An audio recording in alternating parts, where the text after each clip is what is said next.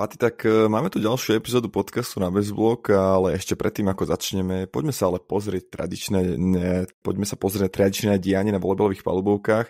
A inak, už keď sme pri tom, vieš o tom, že presne takto pred rokom, teda 10.3.2023, vyšla historicky prvá epizóda naša? Tak s Peťom Michalovičom, tuším, to bolo. Tak to by sme si mohli aj zatlieskať, nie?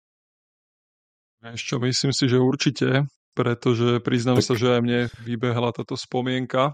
Ja tam hodím nejaký potlesk do pozadia. Je to, myslím si, že veľký míľnik, určite tam môžeme hodiť potlesk. A som veľmi rád, že sme s tým začali. Myslím si, že máme na to pomerne aj pozitívne ohlasy, aj keď samozrejme stále je čo zlepšovať. A verím, že aj počas toho ďalšieho roka sa v mnohých veciach zlepšíme a prinesieme ešte viac takého volejbalového pozadia možno ľuďom, ktorí možno nemajú čas alebo až tak veľmi nesledujú ten volejbal a aspoň takýmto spôsobom budú môcť do ňoho načrieť aj do jeho zákulisia.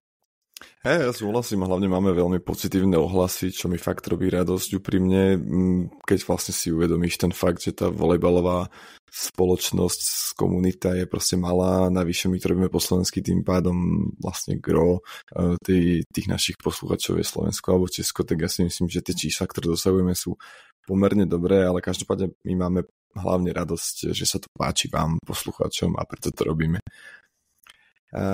No ale dosť bolo seba chváli. Poďme späť k volejbalu, pretože v našich lígach sa začala najdôležitejšia časť sezóny, ktorou je playoff. No a najprv sa pozrieme podrobnejšie na tú ženskú časť. Tam sme zatiaľ v podstate žiadne prekvapenie nevideli, pretože týmy na 1. až 4. mieste, teda Nitra, VKP, Slavia a Žilina vedú v tých svojich sériách 2-0 na zápasy. No a cez týždeň tak budú mať v tretích zápasoch jednotlivých sérií vo svojich rukách postup do semifinále. Tak čo ty na to hovoríš, na tieto série? No, pre mňa je trošku prekvapenie možno, že Nové Mesto prehralo teda aj hneď úvodný zápas na domácej palubovke, teda úvodný z tých dvoch, pretože v Žiline tiež prehralo.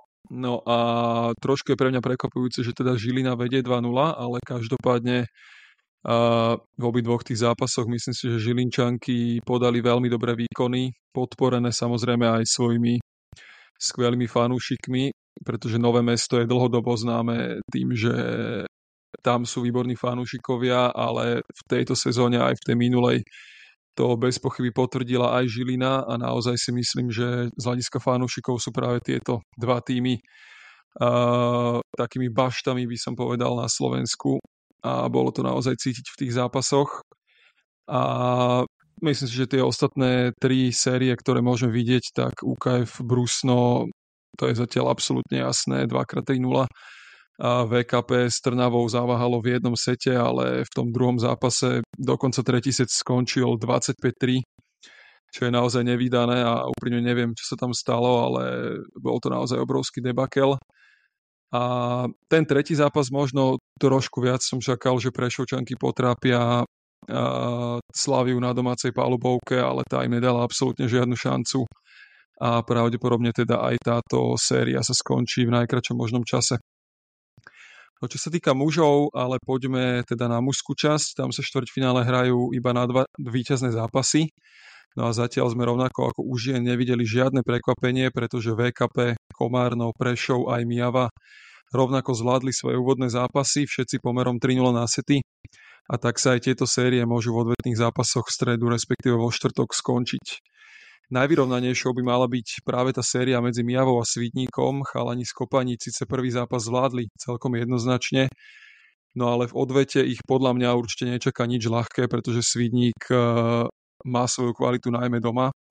Alebo vidíš to ty inak? No presne ako hovoríš, pretože Svidník fakt tú kvalitu hlavne doma má a my vieme, čo vieme, že v tom Svidníku sa ľahko nehrá, tá hala je špecifická, hrozne veľa divákov tam takisto chodí, takže tam sa naozaj jednoducho nehrá.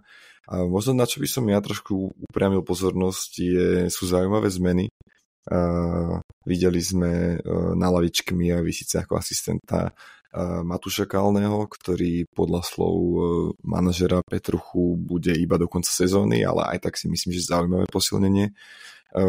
Už trošku dlhšie sa vie o tom, že Richard Veľkolínsky ukončil spoluprácu s Komárnom, to znamená, že na jeho pozícii je aktuálne Fero Gurčák. To môže byť tiež zaujímavé. No a nešťastie sa stalo vo VKP, kedy bohužiaľ sa zranil Juraj Zaťko a dokonca sezóny nebude k dispozícii. No ale musím priznať, že som tam videl v sobotu veľmi zaujímavé meno. A síce Tomáš Holý, ale aj tak som proste skeptický. Ja si nemyslím, že predsa len s tými vôbec nehrával, s tými chalanmi, alebo teda aktuálne v tejto sezóne. Nevidel som teda ten zápas, ale neviem, v akej fyzickej forme a predsa to play-off je náročné. Takže za mňa konkrétne VKP si myslím, že sériu zvládne. Otázka znie, čo sa potom bude diať v semifinále, pretože tam ju čaká buď Mijava alebo Svidník a to už proste sú súperi na vyššej úrovni a tam si myslím, že to môže byť bolesť, ale to trošku predbieham.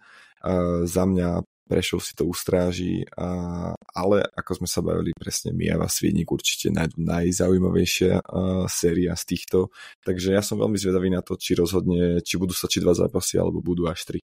No a ešte je dôležité spomenúť, že Mijavu čaká tento víkend Final Four Meuzy, pretože v sobotu o 4:00 v rakúskom Bleiburgu nastúpia v semifinále proti Kamníku, s ktorým síce v základnej časti prehrali tuším 2-3, ale nevidím dôvod, prečo by nemohli vyhrať.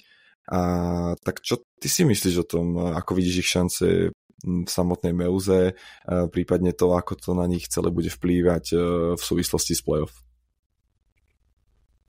Tak myslím si, že postup do finále by bol veľmi, veľmi veľkým úspechom, keďže sa to myslím, že ešte žiadnemu slovenskému týmu nepodarilo.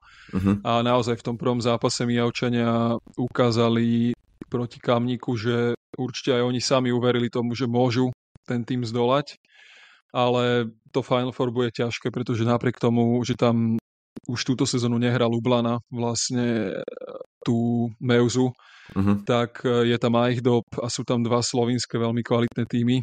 A dokonca si myslím, že Maribor teraz porazil dokonca Lublanu v slovinskom pohári 3-0. Takže to je výsledok, ktorý hovorí sám o sebe, že tie slovinské týmy sú veľmi kvalitné a Mijavčania určite to nebudú mať ľahké, ale budeme im bez pochyby fandiť a budeme veriť, že aspoň tú medailu si odtiaľ odnesú.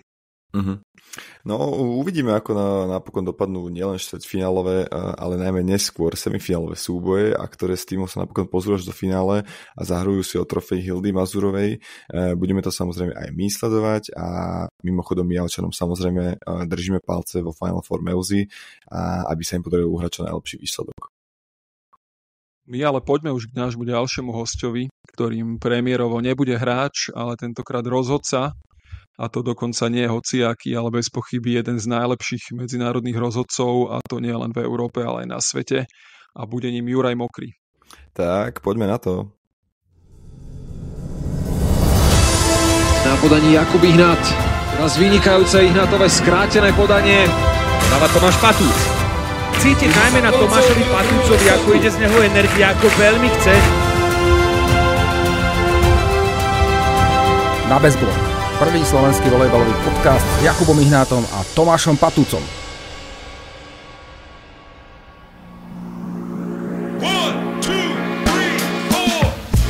Ale vtedy, keď som bol na tom domácom zápase ako rozhodca, tak pre mňa to bol ozaj zážitok počuť to, ako to diváci spievajú priamo na tej baluvolke. Ale po prvom hvizde to spadlo a už sme to potom zvládli. Môžem povedať, že sa lepšie píska, keď je plná hala. Pískať v finále olympiády, to je zážitok, ktorý ťažko opísať. A možno keby som tam bol ja, tak napriek tomu by som si povedal, reku, pre mňa je dôležitejšia fair play ako nejaká procedúra, za ktorú ma možno potom nejaký delegát tam zlozí po zápase, ale fair play ukáže, čo sa stalo.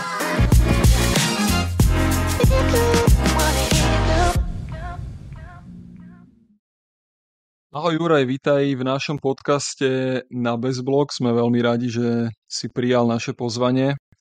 Ako sa máš? Cítiš sa trošku nervózne pred tým, čo sa ťa budeme pýtať? Ahojte, v prvom rade ďakujem ja za oslovenie a rád som prijal to pozvanie. Tak nervózne, ako pred zápasom, normálne. Ahoj, pozdravujem ťa aj ja.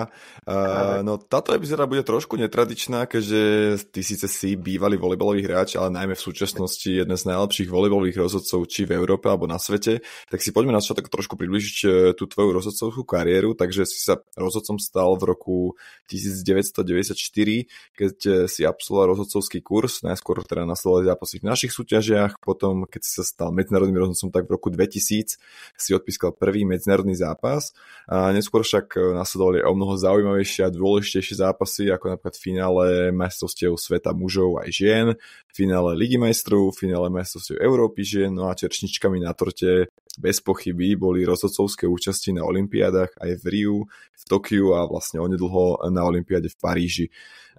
Okrem toho však myslím, že môžeme povedať, že si vo svetovom volejbale unikátom, pretože popri všetkom stíhaš ešte aj zastávať funkciu prodekana a učiť na jeseniovej lekárskej fakulte UK v Martine. K tomu sa samozrejme ešte v dnešnej epizóde dostaneme. Poďme ale pekne od začiatku, ako si sa vôbec dostal k rozhodovaniu a čo ťa k tomu viedlo? Bol som hráčom, tak ako ste aj vy, stále ešte hráči. Ja som hrával volejbal. Moje začiatky boli v Prievidzi, kde som v podstate začínal ako totálne športové drevo, kde ma tam teta zaviedla a začal som u pána Ugrociho, ktorého ty, Kupo, určite poznáš. A zvládli sme v podstate nejaké základy s rôznymi trénermi, či už Frázik a tak ďalej. No a potom, keďže som ako na vysokej škole ešte stále hrával za Prievidzu za juniorov, som sa tam žiaľ zranil, mal som vytknutý jeden členok, potom druhý, potom zase ten jeden. A už to vyzeralo tak, že ten volejbal budem musieť nechať tak som tam robil zápisovateľa. No a potom rozhodcovia z Prievidze, Marian Kovačík a Julo Ďalok, tí ma stiahli, že poď na kurz. Tak som išiel na kurz a v tom 94. ako prvák na vysokej škole to v podstate nejako začalo. Čiže som sa motal v regióne a po regióne postupne ma vytiahli na Slovensko. Chytil som takú vlnu, kedy sa menili rozhodcovia, kedy starých postupne, nechcem to tak povedať, že im poďakovali za spoluprácu, ale posunuli do inej funkcie, do technických delegátov a mladým postupne otvárali možnosti v extralíge. No a potom ešte pán Ivan Majerčák ma oslovil, aby som išiel na kurz. Čiže to bol také, v podstate taký jednoduchý ten flow počas tej národnej kariéry u nás ešte v minulom tisícročí, hej, od 94. do 99. Spomínaš si na svoj prvý zápas v našej lige, respektíve teda prvý medzinárodný zápas? Ako si to vtedy prežíval? Prvý zápas v našej lige bol v extralíge žien, to som bol ešte v licencii B, čiže nie v tej najvyššej, ale akurát tam vypadli nejakí rozhodcovia a bolo treba zaskočiť. Tak ma poslali do Skalice, ja som vtedy ešte ani nemal auto, nevedel som ani, kde Skalica pomaly je. A z Prievidze som tam išiel od rána od 8. do 3. do Pobedia vlakmi cez, už si nepamätám, Trenčín, Kúty, neviem kade. Bol to šok, pretože tam sa používali tabulky na striedanie, to sa v kraji vôbec nepoužívalo, ani v tých prvých ligách. Bol tam iný typ zápisu, že bolo to relatívne náročné. A hralo sa 2 dní, ešte sa hralo v sobotu jeden zápas, v nedeľu druhý. Pamätám si, že tam bola Snina, Poprad. Čiže bol som tam ako taká Lenka v ríši divov. Čo sa týka medzinárodného, pamätám si prvý na Slovensku ako medzinárodný rozhodca. To som pískal v Púchove, ktorý ešte druhý rozhodca býval z domácej federácie. Prišiel rozhodca Franz Loderus ako prvý, s tým som potom mal možnosť sa stretnúť opakovane a bol to v podstate špičkový rozhodca tiež aj účastník olympiád. A vonku prvý, tak ako si to tam aj pekne povedal na začiatku, to bolo v roku 2000 v januári. S Peťom Bajčím sme vycestovali do Friedrichshafenu, no a tak to bol ako obliať horúcou vodou, pretože tam bolo 3000 divákov, to na Slovensku v živote nebolo na volejbale v tom čase. A proste vynikajúca atmosféra, bol som druhý rozhodca a to bolo to, čo človeka motivuje v tom pokračovať a povie si, tak oplatilo sa, toto je krásny pocit. Trošku zviazané ruky, ale po prvom hvizde to spadlo a už sme to potom zvládli. No, skús nám približiť aspoň v skratke, ako prebieha na Slovensku proces získania rozhodcovskej licencie, povedzme od tej najnižšej až po tú najvyššiu národnú. Prvý krok, prihlásiť sa na kurz. Kurzy robíme minimálne raz do roka v rôznych lokalitách. Teraz pravidelnejšie to býva niekedy na začiatku jesene, čiže koniec augusta, začiatok septembra, väčšinou pri nejakom turnaji, kde sa zíde vo väčšine prípadov od 15 do 25 účastníkov. Tí absolvujú kurz teoreticky, odpískajú tam nejaký jeden alebo dva zápasy. A potom sa, nechcem to tak povedať, že motajú, ale jednoducho začínajú svoju kariéru v oblasti. V oblastiach fungujú na žiačkách, na kadetkách, na kadetoch, na žiakoch, možno juniori niekde v bratislavskej súťaži, tam samozrejme aj možno sú tam lepšie zápasy. No a potom ich musí sledovať niekto z oblasti, väčšinou to má na starosti vedúci oblasti, ktorý ich po 2 rokoch môže navrhnúť ako na vyššiu licenciu, čiže z tej C licencie, kde začnú, idú potom do B licencie. Samozrejme musia absolvovať ďalšie školenie. To školenie, to už sa tam učia, ako robí druhý rozhodca, ako sa nejako manažuje, tak psychologický zápas, ako sa pripravovať viacej, koncentrovať na zápas. Trošku tak je to na vyššej úrovni. Iný typ zápisu sa tam musia naučiť. Tam potom v tej licencii B strávi 1, 2, niekedy viac rokov, podľa toho, ako získava skúsenosti. No a potom už tam centrálne na úrovni sa navrhuje na postup do extraligy.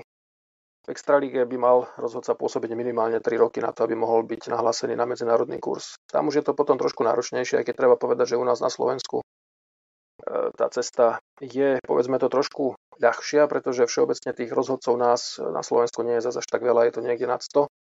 A povedzme si to tak, že z tých 120 rozhodcov je 10 medzinárodných, čiže to percento je ozaj vysoké.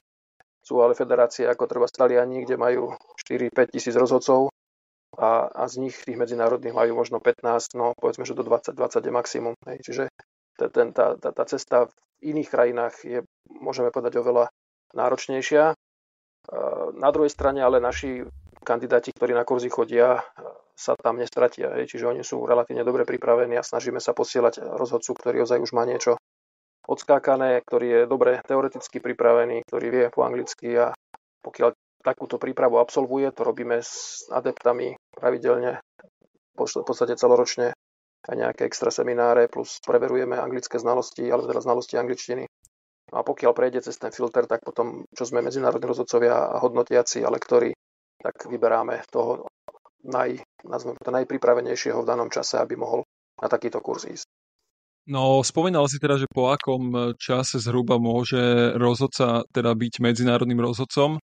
A čo iné, ale samozrejme okrem teda kvalitnej angličtiny k tomu potrebuje, aké predpoklady, lebo myslím, že tam dokonca rozhodcovia musia spĺňať aj, no nechcem to povedať, že váhovú kategóriu, aby sa vošli do tej stoličky, ale niečo podobné, teda ten BMI nejaké musia mať.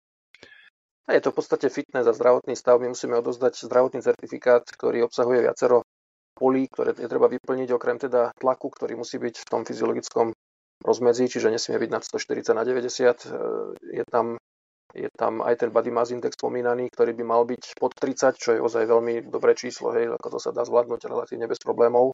Samozrejme nie všetci, aj naši národní rozhodcovia to spĺňajú, ale tí medzinárodní by to mali spĺňať, čiže byť do 30, aby to nebola obezita, ešte nadváha je tolerovaná, ale obezita už nie. No a potom je tam aj kritérium, kedy bol tam pred 2 rokmi Cooper test, ktorý sme mali zvládnuť, ale nebolo tam napísané, koľko je ten spodný limit. Každopádne teraz je tam vyšetrenie ergometrické, čiže záťažové, kedy by malo byť fyziologické EKG, čiže nemali by tam byť nejaké excesy, čiže toto dokladuje lekár, ktoré raz ročne to musíme absolvovať a prezentovať na samotnú federáciu svetovú, ako aj európsku.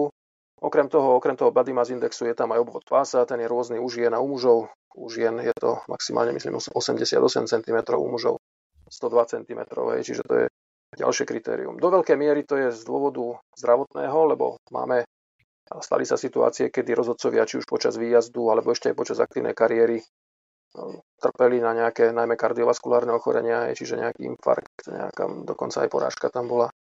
Pred rokom nám na turnaji v Brazílii zahynul challengeový rozhodca priamo počas turnaja, dostal infarkt a už v nemocnici to žiaľ nerozchodil. Čiže stávajú sa tieto veci a to je vlastne ochrana aj Svetovej federácie, aby tam tie zdravotné parametre boli v poriadku. Ale môžem povedať, že do veľkej miery tam zohráva úlohu aj to, aby na tej obrazovke, na fotografiách tých rozhodcovia, poviem to tak, nekazili dojem zo športových postav atlétov. Proste ide tam aj o to. Určite to nie je maličkosť pri tom, keď dávali takéto kritériá do placu. Mňa by zaujímalo, koľko vlastne trvá, ako prebieha tvoje cestovanie a samotná príprava na medzinárodný zápas, ak ide napríklad do tú Ligu majstrov. Predpokladám, že takisto ako hosťujúce týmy, tak aj ty cestuješ o deň skôr a z dejska odchádzaš až na druhý deň a tak ďalej. Áno, je to tak, no môžem v podstate povedať, teraz som bol pred 2 týždňami v Jastřebí. Bola výhoda v tom, že pre mňa Jastřebie z Martina je nejakých 140 km, čiže výnimočne som mohol ísť autom. Čiže tá cesta bola v podstate na obed som sa zbalil 2 hodinky cesty tam, ale musím tam byť najneskôr o 3. deň pred, v prípade, že cestujem autom, v prípade, že by som išiel letecky, tak najneskôr o 6. večer tam musím mať prílet, respektíve príchod do miesta toho stretnutia. A potom už absolvujeme rôzne tie, nazýva sa to preliminary inquiry, alebo teda taká predzápasová kontrola náležitosti družstiev, kto môže hrať, kto je oprávnený, v akých dresoch sa bude hrať. Čiže toto absolvujeme deň pred.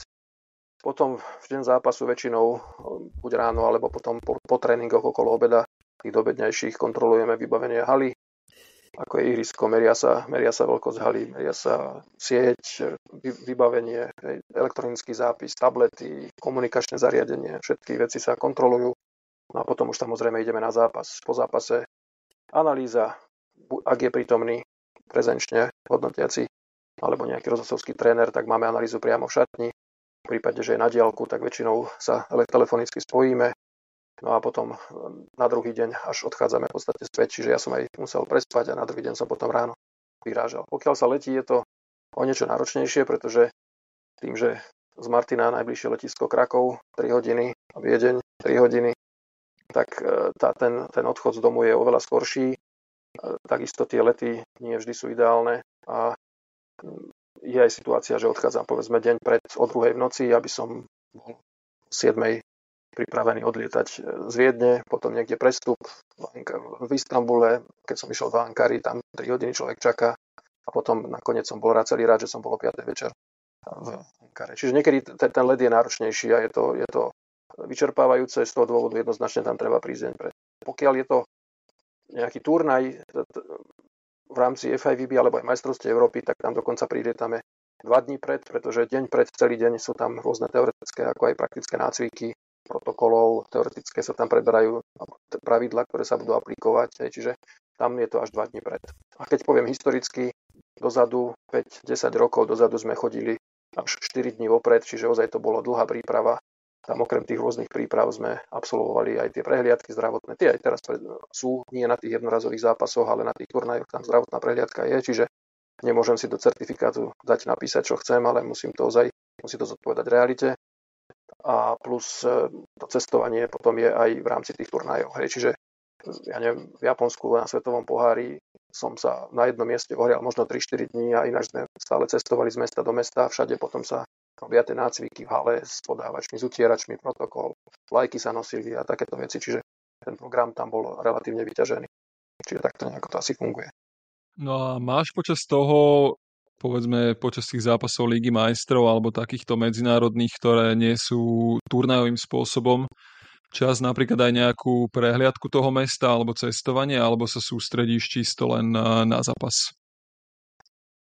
No nejaká extra turistika to nie je, ale treba povedať, že vo väčšine prípadov, pokiaľ sme ubytovaní v centre mesta, tak nie je problém nájsť tie 3-4 hodinky na to, aby sme si to mesto prešli. Veľakrát aj vlastne domáci organizátor je tam niekto poverený, ktorý nás má na starosti. Ak je to povedzme ďalej od mesta, tak nás zoberie na aute, zvezieme sa do mesta, pozrieme po centre, pijeme nejakú kávu, čaj, nejaký zákusok a niekedy spravia tak, že obed absolvujeme povedzme niekde v centre, čiže dá sa tam aj vidieť, určite áno. Aj pri tomto jednorazovom výjazde na jeden zápas.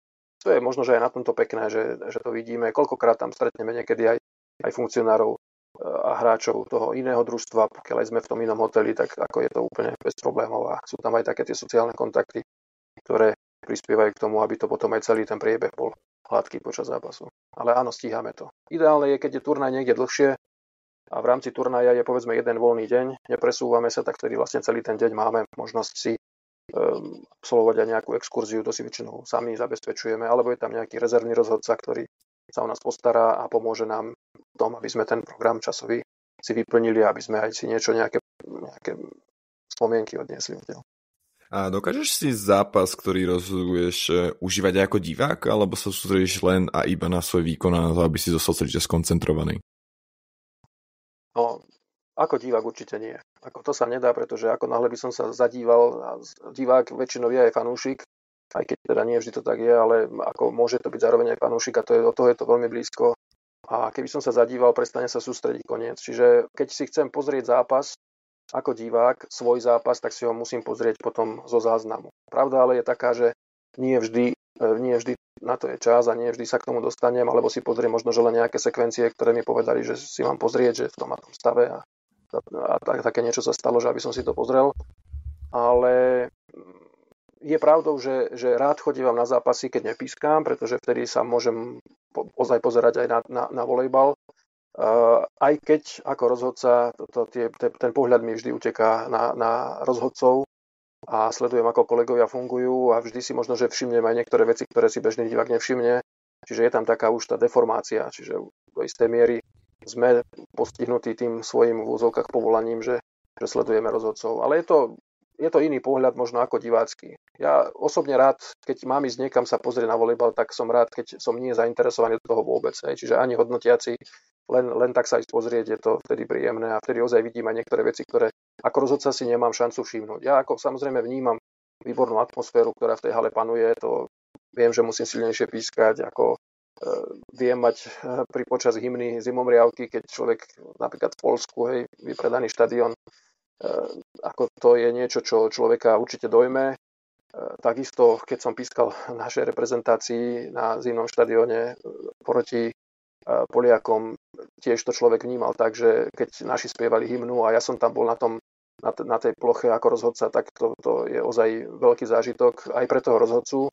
Možno pre tých hráčov až tak nie, lebo tí to vždy vnímajú na tom ihrisku, to už ja neviem posúdiť, to skôr vy viete povedať, ale pre mňa ako rozhodcu ja hymnu väčšinou počujem našu slovenskú z hľadiska.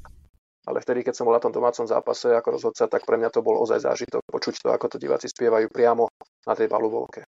No a je to niečo, kde v podstate musíme nejakým spôsobom filtrovať také tie distraktory, alebo niečo, čo nás môže nejakým spôsobom odviesť od koncentrácie. Čiže je to úplne iné pozerať zvonku a byť na tom zápase. Nedá sa sústrediť na tie veci rozhodcovské, pokiaľ by som sa nechal uniesť ako divák. Počúvate Na bezblok, volejbalový podcast s Jakubom Ihnátom a Tomášom Patúcom.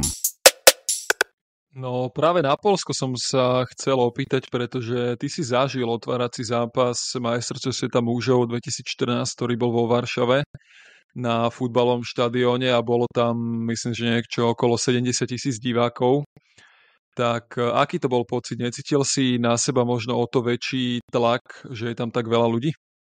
Bolo to fantastický zážitok. To bol moment, kedy som ešte pred tým zápasom, napriek tomu, že som sa teda snažil sústrediť čo najviac, počas tej hymny človek si to mohol ešte tak nejako nechať dôjsť, čo sa deje. Môžem povedať, že som mal zimomriavky po celom tele. Proste tých 70 000 ľudí, keď spievalo poľskú hymnu, bolo to niečo úžasné. To tlačilo proste do nás. Aj keď ten štadión je rozľahlý, jednoducho to tlačilo to do nás. Mal som obrovské šťastie, že prvým rozhodcom bol práve ten Franz Loderus, s ktorým som ja pískal svoj prvý zápas a on paradoxne na tomto turnaji končil svoju rozhodcovskú kariéru, čiže bolo to také možno aj trošku symbolické pre nás obidvoch a dodnes sme veľmi dobrými kamarátmi. Pravda je taká, že už keď sme začali pískať, tak sme vnímali možno, že len ten vnútorný okruh divákov. To je taký ten štandardný, možno tých 2,5 tisíc. Lebo tí, ktorí boli na tých tribunách, tí už boli relatívne ďaleko. Čiže to sme si nemali šancu možnosť uvedomiť. Uvedomili sme si to až potom z tých videí, uvedomili sme si to možno z fotografií, že čo sa v podstate podarilo a aký zážitok to bol. Ale jednoznačne to bol obrovský tlak. Rozľahlosť štadióna to nebola až taká silná, ako povedzme, keď je toľkoto divákov v hale, možno, že aj menej divákov teda v hale. Ja poviem príklad finále Ligy majstrov, keď som prvýkrát sa tam postavil ako druhý rozhodca v Ríme 2006, keď hralo Treviso proti Tesalonikám, ešte s Bocom Kravaríkom, tak to pre mňa bol obrovský šok, pretože tam bolo 12,5 tisíca divákov vnútri v hale, ktorá bola v podstate ako aréna, okrúhla palalotomatika, tam, kde aj teraz sa hrali majstrovstvá Európy. A ako to bol pre mňa obrovský tlak, pretože to bol prvýkrát, keď som cítil hluk toho davu, keď sme ešte len vchádzali na hraciu plochu pred zápasom, tých 40 minút pred zápasom, už vtedy to tam húčalo a to som si povedal, no čo tu ja, malý chlapec zo Slovenska, robím. No ale samozrejme sme to zvládli a tiež sme sa dokázali od toho nejakým spôsobom odosobniť a odpútať. Ale je to veľmi príjemný pocit a možno, že to je jeden z dôvodov, prečo rozhodca rozhoduje, lebo zažiť takýto pocit je niečo unikátne. Platí aj v prípade rozhodcov to, že sa píska lepšie, keď je v hale veľa divákov v porovnaní s komornejšou atmosférou? Myslím si, že áno. Keď je veľa divákov, znamená to, že musíme ako je tam to sústredenie určite vyššie. Veľa divákov zanikajú rôzne hlasy jednotlivcov, ktoré môžu byť povedzme aj rozptýľujúce, či pre hráčov, tak aj pre rozhodcov. Viete, že keď je prázdna hala, je tam nejaký, nazvem to provokatér, tak tam môže pokrikovať aj veci, ktoré rozhodia nie len hráčov, ale môžu rozhodiť aj rozhodcu v mnohých prípadoch. Keď je veľký dáv, tam takéto pokriky v podstate zaniknú a môžeme povedať, že už sa to až tak nevníma. Na druhej strane, tak ako vyhecuje k dobrému výkonu hráčov tento publikum, tak tlačí to i nás rozhodcov k tomu, aby to bolo dobré. Boli sme v stredu v Žiline, kde bolo 150-180 divákov, ale z dvoch táborov, z Nového Mesta, zo Žiliny, a tá atmosféra bola vynikajúca, aj sa dobre potom pískalo, čiže tam to úplne ináč to vnímame aj my ako rozhodcovia. Môžem povedať, že sa lepšie píska, keď je plná hala.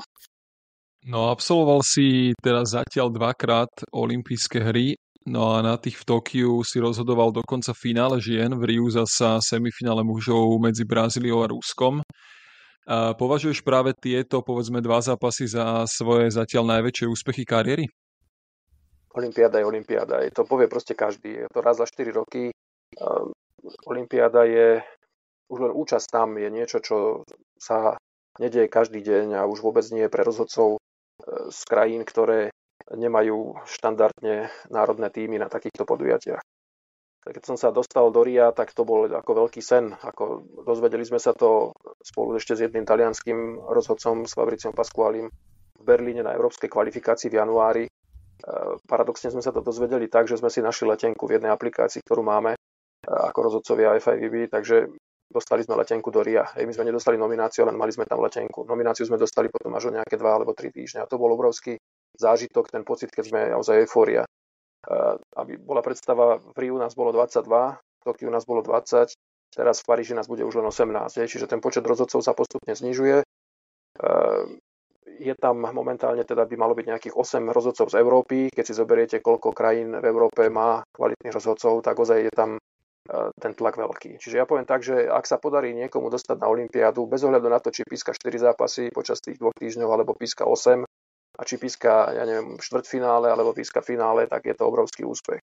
No a to, že som v Riu mal semifinále a ešte navyše domáce družstvo, Brazília, kde bola plná hala a bolo to proti Rusom, čo bol proste powerhouse, keď to tak povieme, a boli to jedni z favoritov na medailu. Nakoniec teda domáci koncentrovaní vyhrali, oni boli na vypadnutie, tí domáci, ale nakoniec vďaka tomu, že porazili Francúzov ešte v skupine, tak sa dostali do štvrťfinále a nakoniec v podstate to premenili až na olympijské zlato na tom turnaji. Čiže pre mňa to bolo ďalší taký moment, kedy som si povedal, tak asi to nie je až také zlé so mnou, keď ma dali na takýto zápas. No a v Tokiu priznám sa, že som čakal, že budú nominovať na to ženské finále ženy, lebo tak trend je, aby bola aj podpora žien, tak som to tak trošku tak očakával, že by tam mohli byť, či už tá naša Susana Rodríguez zo Španielska, ona už medzi tým dopískala, alebo tam je Korejka, čiže Korea nehrala vo finále, čiže ona tam mohla byť, Japonka takisto tam mohla byť, keďže nehrali vo finále. Rozhodli sa takto, údajne mená prvých rozhodcov na finálové zápasy boli rozhodnuté už pred semifinále, čiže už sa len čakalo, že teda akým spôsobom to dajú. To bol ten Srb na finále mužov, už teraz je Švajčiar, Vlado Simonovič, no a ja. Dostal som ako sparring partnera rozhodcu z Argentíny, pre ktorého to bola posledná olympiáda, a zhodou okolností je to práve ten, ktorý ten minulý rok počas Ligy národov v Brazílii zomrel. Čiže o to emotívnejšie to pre mňa bol to kamarát, s ktorým sme sa poznali už možno 10 rokov a odskakali sme toho dosť. No a spolu sme odpískali ten zápas a prvé, čo sme spravili po zápase, že sme sa ozaj objali úprimne, pretože pískať finále olympiády, to je zážitok, ktorý ťažko opísať. Snáď to malo jediný taký, nazvem to kas, a to bolo to, že tam neboli diváci. To bola trošku smola oproti tomu Riu, kde to Maracanãzinho proste bolo plné a žlté, kanárikové. Tuto tí diváci výrazne chýbali. Ale napriek tomu aj ohlas svetový, aj vlastne mediálny bol veľký a možno potom si človek uvedomí, že čo sa podarilo dokázať. Na Empire pôsobíš veľmi pokojným dojmom. Je tomu tak aj naozaj, alebo je niečo, čo ťa dokáže rozhodiť? No, to, že pôsobím na pár mi pokojne, to ešte neznamená, že ma niečo nerozhádže, ale som si človek, ktorý sa snaží nejaké tie emócie aj negatívne a niekedy možno aj pozitívne troška potláčať, pretože ako ten trend je taký, aby rozhodca bol čo najneviditeľnejší a hlavne, aby nevnášal nejaké emócie do zápasu sám. Tých emócií je tam dosť zo strany hráčov, trénerov, divákov, čiže netreba ešte, aby aj rozhodca vnášal do toho nejaké emócie, čiže ja sa držím toho, že ak sa niečo deje vo mne vo vnútri, tak nech to tam zostane a snažím sa to nejakým spôsobom nedávať navonok. Čo ma poznajú aj v práci, aj doma, tak hovoria, že som skôr taký flegmatickejší, ale vedia, že keď niekedy ma niečo nahnevá, tak tam, kde si to môžem dovoliť, tak možno, že aj nejaký trošku tak vybuchnem, ale nezvykne sa to diať na zápasoch. To sa snažím nejakým spôsobom držať, ako sa hovorí, pod pokrievkou. Ono to nie je vždy dobré, lebo aj rozhodca potrebuje niekedy vypustiť paru. Na futbale sa prebehne, hej. My sa tam veľmi neprebehneme, možno si to potom odnáša trošku srdcovo-cievny systém, hej, čiže tlak ide hore, frekvencia srdca ide hore a jediné, čo musíme spraviť, je, aby to nebolo zbytočne vidieť. A ak tak pôsobím na vás dvoch, tak zrejme na iných, tak som rád, že sa to darí potlačiť, keď taká nejaká emócia je, že to nevidieť navonok. No už sme to spomínali teda v úvode, že si aj vysokoškolským profesorom. Ako sa dá sklbiť, povedzme, táto práca s rozhodovaním? Máš možno viacej dovolenky ako iní zamestnanci, keďže si zároveň aj prodekanom? Rozhodnutie ísť učiť na vysokú školu v podstate padlo, pretože hneď ako som spromoval na Lekárskej fakulte v Martine, tak 2 dní na to som letel na medzinárodný kurz rozhodcov. A po kurze som sa vrátil, rokoval som na rok na vojnu do Žiliny, špeciálneho určenia ako zdravotník, hej, nie ako nejaký špeciálny vojak, ale ako zdravotník, ako lekár. A potom, ako som na tej vojne bol, tak som hľadal teda, kam by som išiel. Ponuky boli viaceré, ale nakoniec som sa rozhodol, že ostanem na fakulte a ostanem na učiteľskom mieste a nie v nemocnici. Rozhodnutie padlo, pretože som už bol rozhodca medzinárodný a že som si povedal, že potrebujem viac dovolenky. Keby som bol v nemocnici, mal by som 25 dní, keďže som bol na fakulte, mal som 45 dní. Čiže vidíte, že rozhodovanie môže výrazne ovplyvniť potom aj samotnú kariéru. Čiže tých 45 dní dovolenky, ktoré mám stále ako vysokoškolský učiteľ, môžem povedať, že z 90, tak poviem to 85 až 90% využívam na volejbal. Snažím sa počas celých tých 25 rokov nečerpať viac, ako mám povolené. Kto si to odnáša, potom je samozrejme rodina do veľkej miery, pretože čo venujete volejbalu, tak ukradnete rodine, lebo tá dovolenka je limitovaná. Jediný raz, keď som požiadal dekánku home office a vtedy sa to dalo, pretože bol vtedy COVID, bol ten rok 2021, kedy bola olympiáda v Tokiu a v tom istom roku ma nominovali v rámci prípravy, keďže tam sa tak menej trošku pískalo, tak v rámci prípravy všetkých olympijských rozhodcov nominovali na Ligu národov, ktorá sa hrala v Bubline v Rimini, v Taliansku a trvalo to 35 dní. A jednoducho byť vyše mesiaca mimo a ešte potom ďalšie 3 týždne na olympiáde a ešte okrem toho ďalšie nejaké európske súťaže. Toto nebolo reálne zvládnuť s dovolenkou, takže vtedy som v podstate tých 35 dní, z toho bolo možno nejakých 20 pracovných, tak tie som absolvoval ako home office. Tým, že sa riešili veci online, tak ja som v podstate z Rimini uradoval ako prodekán, z Rimini som riešil zasadnutia nejakých orgánov, skúšal som študentov online, hej, čiže v podstate som si plnil svoje úlohy na diaľku. Ale teraz sa to už nedá, čiže teraz už musím sekať dobrotu a odnáša si to, že nie vždy môžem byť dostupný. Máme možnosť dopredu nahlasovať nejaké termíny, kedy nie sme dostupní a žiaľ aj vďaka tomu, že mám takúto prácu, tak môj kalendár, či už v rámci slovenských súťaží, európskych aj svetových, je nazvem to najvyťaženejší nevolejbalovými aktivitami. Čiže zadám vám tam dosť veľa nedostupností. Našťastie možno aj vďaka tomu, že už som v tej kategórii rozhodcov, ktorí chodia na tie vrcholné podujatia, tak mi to tolerujú a využívajú ma vtedy, keď som dostupný. No a potom je to aj niekedy to, že to sa snažím skombinovať aj s tou rodinou. To znamená, že ja neviem, boli sme v Boloni na finále Ligy národov, tak som stiahol aj manželku, deti predtým týždeň do Talianska. Oni potom zostali v Taliansku ešte týždeň samé v apartmáne. Ja som bol na Lige národov. Dokonca sa mi podarilo zohnať iba nejaké lístky, čiže sa boli pozrieť na nejaké 2 hracie dni a potom sme cestovali spolu domov. Čiže kombinovať možno niekedy aj volejbal s rodinou, aby to fungovalo. Ale je to náročné. No.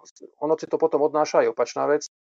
Podarilo sa teda samozrejme zhabilitovať, zinaugurovať ako profesor, ale nemôžem povedať, že by som bol špičkový vedec v rámci sveta, to určite nie, lebo ísť absolvovať nejaké študijné pobyty a popri tom pískať, to už proste je veľmi ťažko realizovateľné. Čiže i tá, nazvem to, odborná kariéra určite dostáva v niektorých situáciách zabrať, zvlášť keď je taký olympijský rok alebo rok, kedy sú majstrovstvá sveta, kedy tých kníh potrebuje človek viac. Takže je treba to skombinovať. Niekedy rozprávam aj rozhodcom, že existuje nejaký taký trojuholník alebo tri veci, tri piliere, na ktorých stojí celý život, a to jedno je práca, jedno je koníček a jedno je rodina. No a v podstate naplno sa dajú robiť dve. Tá tretia vždy bude pokrývkávať. A dôležité je len vybrať si v správnom čase, aby nepokrývkávalo to, čo by malo mať prioritu. Čiže keď sú malé deti, možno sa trošku viacej venovať aj tým práve tej rodine a upustiť buď v robote, alebo v tom koníčku. No, ideálne je, keď má niekto koníček robotu. Máme profesionálnych rozhodcov, im sa to možno, že menej, teda ľahšie manažuje. Nemyslím teraz na Slovensku, myslím v zahraničí sú aj takí, ktorí robia len rozhodcu, alebo sú na voľnej nohe, alebo proste to ich zamestnanie je skôr také, nazveme to dekoračné, ale prioritne sa venujú volejbalu. Tam je to potom možno, že trošku jednoduchšie, ale pokiaľ chce robiť človek aj nejakú kariéru, tak sú obdobia, kedy aj volejbalová aktivita sa musela utlmiť, alebo kedy sa musela rodinná aktivita utlmiť. Len robiť to treba tak vyvážene, aby to bolo akceptovateľné. Počúvate Na bezblok, podcast nielen o volejbale s Jakubom Ihnátom a Tomášom Patúcom. A evidujú tvoji študenti a kolegovia, že ich profesor je medzinárodný rozhodca? Ako pozerajú, povedzme, zápasy v televízii, ako ich rozhoduješ? Niektorí áno, dokonca máme aj študentov, teraz mám študenta jedného, ktorý išiel aj na kurz rozhodcov, čiže mám ho vlastne pod sebou a zároveň aj ako rozhodca v regióne funguje. Pýtajú sa na to, zvlášť keď boli teraz tie majstrovstvá sveta, keď som sa vrátil z Tokia, takisto ako bolo to mediálne, či už v televízii, alebo aj v novinách, vo viacerých sa to objavilo, takže áno. Milo ma potešilo, keď aj pán rektor v Bratislave, lebo ako Martinská lekárska fakulta patríme pod Univerzitu Komenského, tak po návrate z Tokia si nás pozval asi 5 aj olympionikov, atletov, aj 2 rozhodcov, ktorí sme tam boli, ešte bol gymnasta jeden, tak si nás pozval, dostali sme dokonca nejakú pamätnú medailu a malo to ohlas potom aj v rámci internetovej stránky a nejakého časopisu univerzitného. Takže áno, evidujú to aj kolegovia. Mám šťastie na kolegov na pracovisku, že teda keď potrebujem vymeniť nejakú výučbu, tak sú ochotní mi v tom pomôcť. Čiže ako nie, že by mi zobrali za mňa, ale proste nájdeme priestor, aby sme si to nejakým spôsobom vymenili. Evidujú to potom aj kolegovia starší, ktorí sú tí profesori, ktorí na začiatku mi povedali, s tým budeš musieť prestať a tak ďalej a tak ďalej.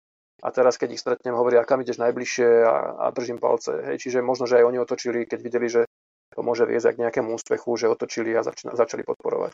Tí, čo na začiatku, povedzme, chceli, aby som s tým prestal.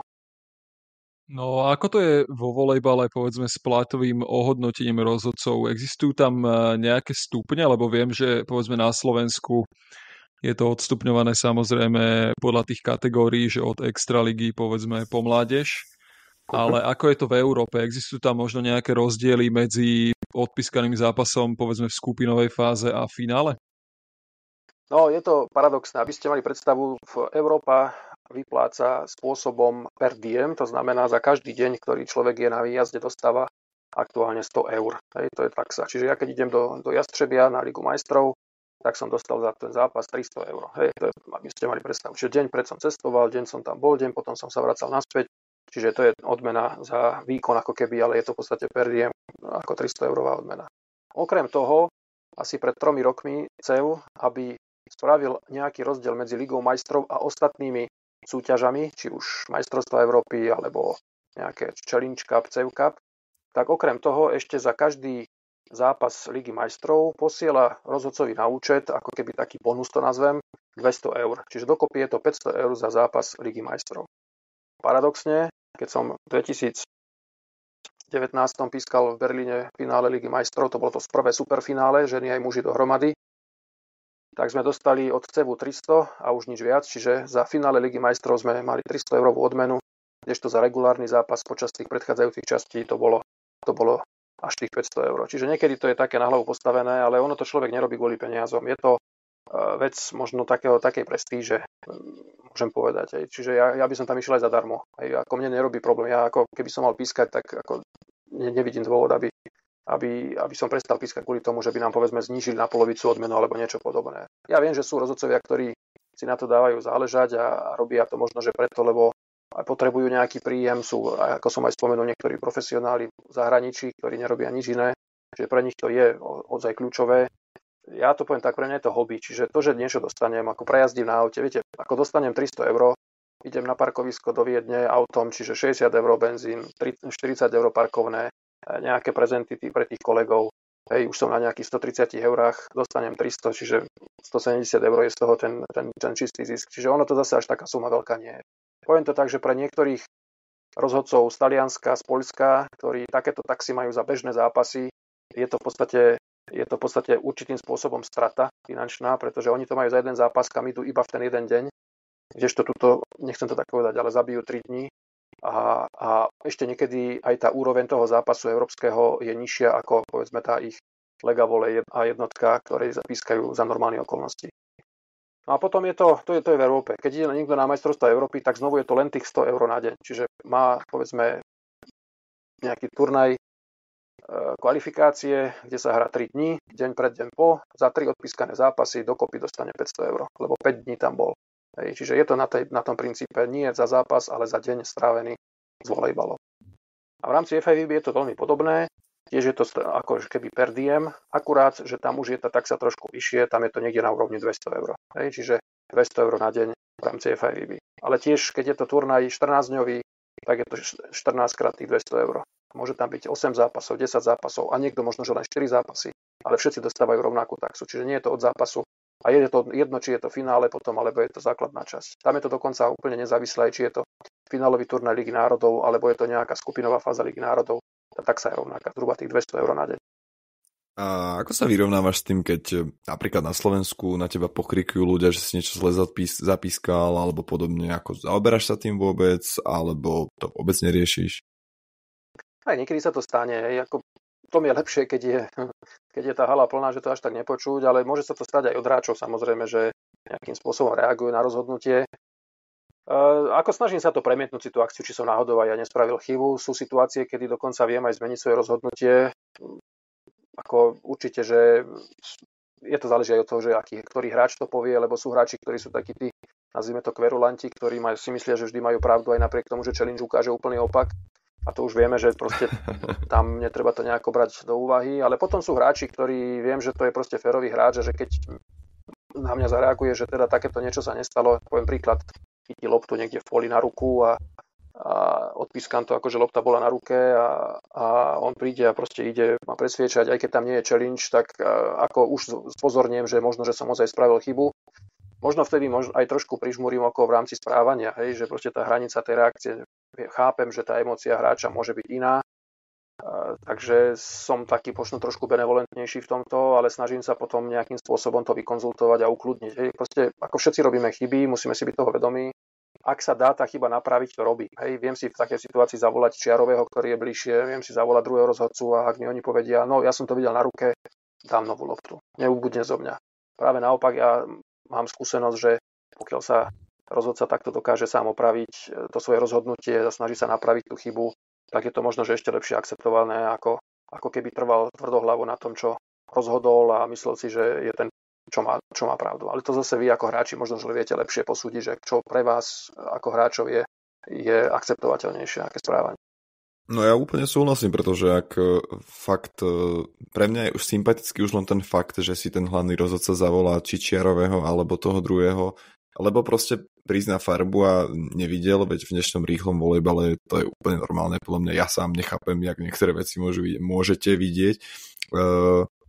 Takže ja úplne súhlasím, ak proste vyhlási novú loptu, povedzme, že sa pomýlil, tak mi je to práve presne ako hovoríš viac sympatickejšie, lebo priznáva aj on, že je človek a že sa to môže stať. Veľa sa deje teraz ešte, alebo mení sa spôsob rozhodovania z challenge. Hej, tam challenge výrazne zmenil spôsob rozhodovania rozhodcov, kedy v podstate niektorí rozhodcovia, si pamätám, keď sa s tým začínalo pred zhruba 10 rokmi, veľmi zle znášali, pokiaľ ich rozhodnutie malo byť opravené. Dokonca keď druhý rozhodca odpískal nejakú sieť a išiel potom on ako rozhodca pozerať na challenge ako druhý, tak mal tendencie tú sieť tam nájsť, aj keď tam nebola. Aj také som zažil. čo ja sa s tým neviem stotožniť. Proste pre mňa challenge je niečo, čo rozhodcom má pomôcť, a nie práve ho nejakým spôsobom glorifikovať, že teda spravil dobre, ale skôr tam je na pomoc tomu, aby tam bola fair play. A ja osobne opakovane sa mi stalo, že som aj ja si zobral challenge, povedzme, taká situácia bola v zápase Ligy národov medzi Talianmi a Poliakmi, kedy sa hralo v Miláne pred vypredanou tou Cloud Arenou, čo tam oni majú. A bol 5. set, stav bol 20-19, Poliaci už mali vyčerpané 2 challenge, stratené. A smečoval Poliak, už nepamätám ktorý, ale pamätám si, že Piano bol na bloku, lopta rúra jak svinia, myslel som si teda, že dobre out, koniec zápasu 21-19, ale jednoducho mi to nedalo a som si povedal, reku, oni ani nejako veľmi neprotestovali tí Poliaci, ale trošku tam bolo vidno teda, že protestujú, ale vedel som, že nemajú challenge. Takže pred tým svojím rozhodnutím som si povedal, nech to v tej hale všetci vidia, že to bol out. Tak som požiadal ja o challenge. No a čo sa ukázalo, ten Piano sa tej lopty dotkol jedným prstíkom, tam ho štrajchlo, proste mu zakývalo maličkom, alebo už neviem, ktorý to bol, prst, jedno. A bolo z toho 20-20 a nakoniec z toho bolo víťazstvo Poliakov 25-23. Čiže reálne teč tam bol, ja to poviem tak, spravodlivosť v tomto prípade vyhrala. Po zápase, keďže to bolo v Taliansku, tak sa ma tam pýtal jeden hráči, tréneri absolútne bez problémov, však tedy tam ešte bol Blengini ako tréner Talianov, poďakovali, zobrali to úplne férovo. A prečo to zobrali férovo? Pretože jednoducho vedia, že keby to bolo opačne, tak ten challenge zoberiem tiež. Čiže snažím sa vždy, aby tie podmienky, ktoré sú tam, aby boli fair play. Keďže sa takéto niečo udeje, ten challenge, ktorý tam máme, je práve na to, aby sa predchádzalo nejaké nespravodlivosti, ktorá by teoreticky mohla vzniknúť. Je samozrejme, že je niekedy ťažké si to uvedomiť, že takúto vec tam máme k dispozícii a stane sa, ako bolo v semifinále majstrovstiev Európy, ste možno videli, keď Francúz Ngapet podával na zadnú čiaru a rozhodkyňa prvá jednoducho rozhodla, že bol out, bez toho, aby odkonzultovala s challengeom a potom tam bola z toho taká reakcia, ktorá nebola pekná, bol to matchball, Taliani vyhrali, postúpili. Žiaľ, keď už raz rozhodca ukáže, už by ten challenge brať nemal, pretože procedúra hovorí, že rozhodcovský challenge sa môže pýtať iba vtedy, keď ešte nebolo rozhodnutie dané. Len viete, zase poviem to tak, sú situácie, kedy treba možno sa pozerať na to zvonku a nie celkom cez tie procedúry, ktoré sú dané. A možno keby som tam bol ja, tak napriek tomu by som si povedal, reku, pre mňa je dôležitejšia fair play ako nejaká procedúra, za ktorú ma možno potom nejaký delegát tam zvozí po zápase, ale fair play ukáže, čo sa stalo. Ak ukáže, že bol out, všetci budú spokojní, a ak ukáže, že bola dobrá, chvála Bohu, že by som ten challenge zobral. Ukáže, že bola dobrá a hrá sa ďalej a hlavne nemôže nikto potom špekulovať, že kvôli rozhodcovi vyhrali Taliani alebo prehrali Francúzi. Čiže pracovať s challengeom je oveľa náročnejšie a dnes máme síce jednoduchšie možno posudzovanie prvých odbití, máme jednoduchšie striedanie a podobne, ale tie technológie, ktoré tam sú, to v mnohých prípadoch môžu aj potom sťažiť, respektíve skomplikovať a na to sa musia rozhodcovia pripraviť. To sa nedá naučiť len tak, že z jedného zápasu, to je rutina, ktorú musia získať. Počúvate Na bezblok, volejbalový podcast s Jakubom Ihnátom a Tomášom Patúcom. Počúvali ste prvú epizódu s medzinárodným rozhodcom Jurajom Mokrým, no a keďže jeho skúsenosti sú naozaj veľmi bohaté, rovnako ako jeho kariéra, mali sme sa o čom baviť, no a rozhodli sme sa rozdeliť túto epizódu, alebo teda tento rozhovor na 2 časti, no a tú druhú si budete môcť vypočuť už čoskoro. Presne tak zostaňte s nami a naslyšenou.